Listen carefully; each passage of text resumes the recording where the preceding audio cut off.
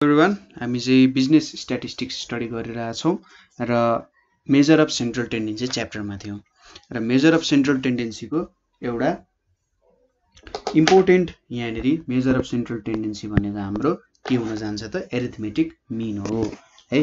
अब एरिथमेटिक मिनलाई चाहिँ अर्को तरिकामा अथवा अर्को सिम्पल भन्दाखेरि मिन पनि भनिन्छ अथवा एभरेज भनेर पनि भनिन्छ है।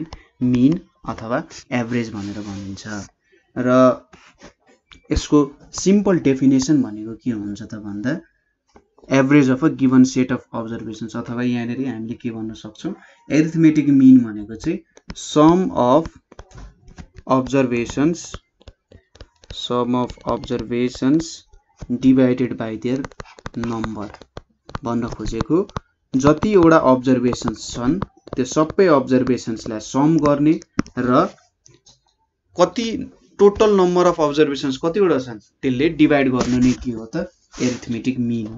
अब एरिथमेटिक मिनलाई चाहिँ एएम भनेर पनि डिनोट गर्छ अथवा यसरी एक्स माथि बार लगाएर पनि डिनोट गर्छ और यसरी वाई बारले पनि डिनोट गर्छ। यसलाई चाहिँ बार भनेर पढिन्छ है। यसलाई चाहिँ एरिथमेटिक मिन भनेर भनिन्छ। अब एरिथमेटिक मिन भनेको चाहिँ के हुन सक्छ त भन्दा सिम्पल एरिथमेटिक मिनहरु हुन सक्छ हैन। जेनरली यहाँनिर हाम्रो सिम्पल एरिथमेटिक मिनहरु हामीले भेट्न सक्छौं। अब यहाँनिर हाम्रो दुईटा भनिसकेपछि एउटा भनेको सिम्पल एरिथमेटिक मिन भन्छ यसलाई है।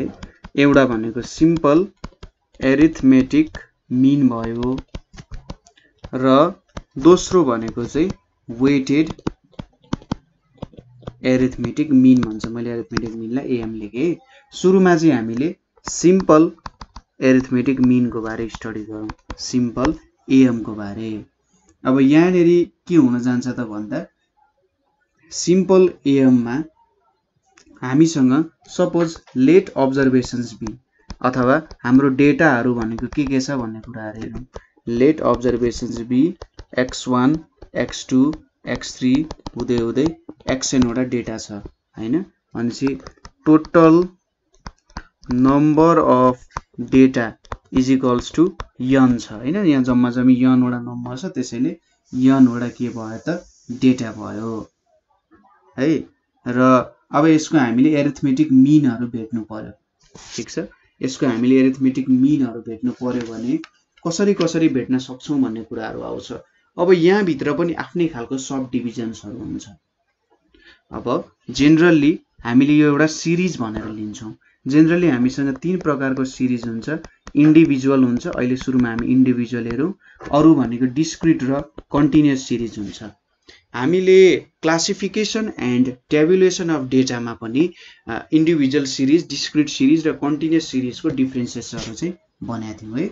अब इन्डिभिजुअल सिरिज भनेको कस्तो सिरिज हो भन्दा यसमा सबै डेटाको फ्रिक्वेन्सी चाहिँ 1 हुन्छ हैन। सबै डेटाको फ्रिक्वेन्सी 1 हुन्छ भन्नुको मतलब कुनै पनि डेटा चाहिँ एकचोटी आउन सक्छ भन्ने कुरा हो। अब एउटै डेटा दुई तीन चोटी रिपिट पनि हुन सक्छ, तर त्यो डेटा आउने प्रोबेबिलिटी पनि 1 नै हो अथवा सबैको फ्रिक्वेन्सी 1 हुन्छ भनेर जुन डेटा हुन्छ त्यसलाई चाहिँ इन्डिभिजुअल सिरिज भनिन्छ।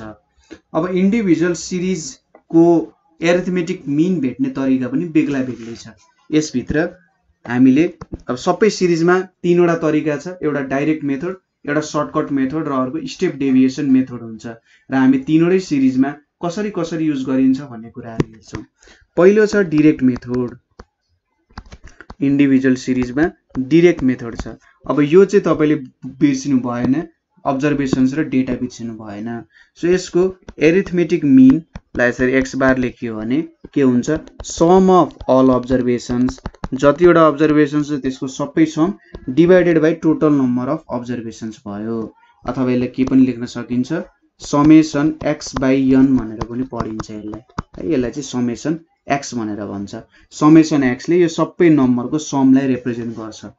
ठीक छ, यसलाई चाहिँ सिग्मा अथवा यो जुन टर्म छ यसलाई चाहिँ सिग्मा और समेसन भनेर पनि भन्छ है। सिग्मा और समेसन भनेर भन्छ। जस्तै तपाईसँग डेटाहरु होला, तपाईसँग कस्तो टाइपको डेटाहरु हुन सक्छ भन्दा जस्तै तपाईसँग सिधै के दियो भन्दा डे दियो र नम्बर अफ कार सोल्ड भनेर दियो, अथवा सिम्पल यस्तो टाइपले डेटा दिएको छ। यसो हेर्दाखेरि त्यहाँनिर केही पनि फ्रिक्वेन्सी छैन। यहाँनिर तपाईँले 1 2 5 9 6 भनेर यसरी डेटाहरू दियो। अब यहाँनिर सम अफ अल डेटा भनेको के हुन्छ? 1 + 2 + 5 + 9 + 6 हुन्छ हैन। यो सबैको भ्यालु कति हुन्छ? 15 + 5 20, 20 + 3 भनेको 23 हुन्छ। नम्बर अफ अब्जर्भेसन्स 5 वटा छ भनेपछि यसको एरिथमेटिक मिन भनेको समेसन x by n हुन्छ। 23/5 5 4 जा 20 4.6 चाहिँ यसको मिन हुन गयो। मिन भनेको यो सबै डेटाको मिडल भ्यालु भनेको चाहिँ 4.6 हुन्छ भन्न खोजे हो हैन। यसको मिडल भ्यालु कति हुँदो रहेछ? 4.6 हुन्छ भनेर भन्न खोजे हो। सबै डेटाहरूको टेन्डेन्सी चाहिँ त्यो हुन्छ भनेर चाहिँ रिप्रेजेन्ट अथवा भन्न खोजे हो। ठीक छ। अब एरिथमेटिक मिनलाई देख्नुभयो, यहाँनिर अर्डरले केही पनि फरक पार्दैन। तपाईले जस्तो अर्डर लिए पनि डेटालाई यसले त्यस्तो खासै केही पनि असर पार्दैन। जस्तै अर्को एउटा एक्जाम्पल हेरौँ। तपाईले के दियो? यहाँनिर फ्यामिली दिएको छ, अर्को यहाँनिर इन्कम दिएको छ। फ्यामिली र इन्कम हेर्न खोजिरहेछ। सपोज फ्यामिलीको रिप्रेजेन्ट गर्ने एउटा फ्यामिली 1 भयो, अर्को फ्यामिली 2 भयो, अर्को फ्यामिली 3 भयो, अर्को फ्यामिली 4, अर्को फ्यामिली 5 भयो। फ्यामिली 1 को इन्कम चाहिँ हामीले 1000 मा हेरिरहेछौँ। 1000 मा हेर्दा सपोज यसको 100 छ, यसको 150 छ, यसको 50 छ, यसको 60 छ, यसको 65 छ अरे है। अब यो भनेको एउटा इन्डिभिजुअल सिरिज भयो। फ्यामिलीले जस्ट के रिप्रेजेन्ट गरिरहेछ? एउटा भेरिएड भ्यालुलाई रिप्रेजेन्ट मात्रै गर्ने काम गरिरहेछ, मुनिको डेटालाई रिप्रेजेन्ट गरिरहेछ। यहाँनिरको काम त इन्कमको काम मात्रै हो हैन। ठीक छ। सो यहाँबाट अब सम अफ अल इन्कम भनेको कति हुन्छ त? 100 + 150 + 50 + 60 + 65 हुन्छ। म्हणजे 200 + 100 300, 300 + 125 भनेको 425 र n को भ्यालु कति हुन्छ? 1 2 3 4 5 भनेपछि हाम्रो मिन भनेको यहाँनिर समेसन x by n भनेको 425/5 भनेको 5 × 40 5 5 × 25 हुन गयो। यो भनेको चाहिँ तपाईको डाइरेक्ट मेथड हो। डाइरेक्टली तपाईले के काम गर्न सक्नु भयो त? डेटाको भ्यालुजहरु चाहिँ भेट्न सक्नु भयो, सजिलैसँग काम गर्न सक्नु भयो। यसरी यो एउटा डाइरेक्ट मेथड तरिका। अर्को छ हाम्रो shortcut method. Shortcut or assumed mean method भनेर पनि भन्छ यसलाई। Assumed mean method. अब डाइरेक्ट मेथड हुँदाहुँदै मैले एज्युम्ड मिन मेथड अथवा सर्टकट मेथड किन युज गर्ने होला त भन्दा कुनै बेला तपाईको जुन भ्यालुजहरु छ, अब्जर्भेसन्सको भ्यालुजहरु चाहिँ एकदम ठुलठुलो भ्यालुजहरु हुन सक्छ। तपाईले माथिको मेथड युज गर्नु भयो भने त्यो भ्यालुहरुको सम गर्नु पर्यो, अझै ठुलो भ्यालु आउँछ। डिवाइडेड बाइ n गर्दाखेरि त आखिर मिन त दुईटै तरिकाले एउटै आउने हो, तर ठुलठुलो भ्यालु हुँदाखेरि सम गर्न क्याल्कुलेसन्समा कहिलेकाहीँ गल्ती हुन सक्छ र त्यो बेलामा चाहिँ हामीले shortcut or assumed mean method use गर्यौं भने र यो मेथडबाट हामीले मिनको भ्यालु क्याल्कुलेट गर्यौं भने यसले दिने भ्यालुजहरु चाहिँ कस्तो हुन्छ? सजिलो तरिकाले क्याल्कुलेट गर्न सकिने भ्यालुजहरु यसले हामीलाई दिन्छ हैन। त्यसैले हामीले एज्युम्ड मिन मेथड युज गर्छौं। यसको फर्मुला भनेको चाहिँ x बार भनेको a + summation d by n हुन जान्छ। यहाँनेरि a भनेको एज्युम्ड मिन हुन्छ, एज्युम्ड मिन हुन्छ। यो d भनेको चाहिँ x - a हुन्छ। यसलाई के भन्छ त? डेभिएसन भनेर भन्छ। ठीक छ। यसलाई डेभिएसन भनेर भन्न सकिन्छ है। यो कुराहरु हो मेन यहाँनेरि स्टेप डेभिएसनमा हुने कुराहरु। अब एज्युम्ड मिन को कुरा आउँदाखेरि यहाँनेरि कुनै एउटा कुरालाई हामी मिन भनेर एज्युम गर्छौं, कुनै एउटा डेटालाई चाहिँ मिन भनेर एज्युम गर्छौं र त्यो अनुसार हामीले काम गर्छौं। जस्तै तपाईलाई के दिएको छ अरे भन्दा स्कोर भनेर दिएको छ। स्कोर भनेर कति दिएको छ? 110 80 90 100 र 120 भनेर दिएको छ। अब यसको तपाईलाई एज्युम्ड मिन मेथडबाट के गर भनेर सोधिरहेछ? एरिथमेटिक मिन भेट भनेर। सो तपाईले यहाँनेरि स्कोर लेख्नुहुन्छ, स्कोरलाई x ले रिप्रेजेन्ट गर्नु। त्यसपछि के छ त? 110 80 90 100 र 120 आउँछ यहाँनेरि। अब यहाँनेरि तपाईले एज्युम्ड मिन कस्तो सोच्नुहुन्छ भन्दा यहाँनेरि अब बीचमा पर्ने जुनै भए पनि एउटा भ्यालु चुज गर्नुस्। 5 वटा भ्यालु छ भने ठ्याक्कै बीचको भ्यालु चुज गर्नु भयो नि हुन्छ। अथवा जुनै एउटा भ्यालु चुज गरे पनि हुन्छ। मैले चाहिँ बीचको भ्यालु चुज गरेँ। सो यहाँनिर d is equals to x minus assumed mean x minus 90 भयो। x भनेको चाहिँ यहाँको भ्यालु भयो। सो यहाँनिर d को भ्यालु के आउँछ 110 माइनस 90 भनेको 20, 80 माइनस 90 भनेको माइनस 10, 90 माइनस 90 भनेको 0, 100 माइनस 90 भनेको 10, 120 माइनस 90 भनेको 30 आउन गयो। ठीक छ, यो भयो चाहिँ हाम्रो के त हामीले d को भ्यालु भेट्यौं है। अब समेसन d गर्दा कति आउँछ त यहाँनिर भन्दा 20 माइनस 10 10, 10 प्लस 10 20, यहाँनिर 50 है। एज्युम्ड मिन को d पनि भेट्यौं।